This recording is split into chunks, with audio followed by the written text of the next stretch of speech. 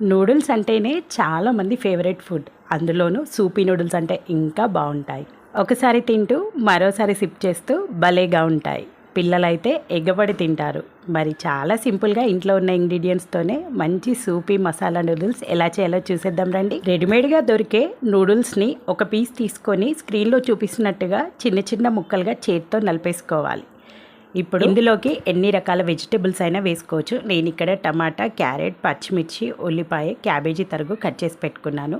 Stove on చేసి కడాయి పెట్టి oil వేసి ఆవాలు, జీలకర్ర, కట్ చేసుకున్న వెజిటబుల్స్ అన్నిటిని వేసేసి ఒక 2-3 నిమిషాలు ఫ్రై అయ్యాక పసుపు, అల్లం వెల్లుల్లి పేస్ట్ వేసి వేగాక ఉప్పు, కారం, సాంబార్ పౌడర్ కూడా వేసి మరో 2 నిమిషాలు ఫ్రై చేసి ఎంతవరకు క్వాంటిటీ కావాలో వాటర్ అంత యాడ్ చేసి మరుగుతున్నప్పుడు ముందుగా ముక్కలు చేసి పెట్టుకున్న నూడిల్స్ను కూడా వేసేసి 2 నిమిషాలు మూత పెట్టి దగ్గరికి వచ్చేంతవరకు ఉడికించుకొని నిమ్మకాయ పిండుకొని తిన్నారంటే మంచి సూపీ నూడిల్స్ రెడీ అవుతాయి. నచ్చితే లైక్ చేయండి.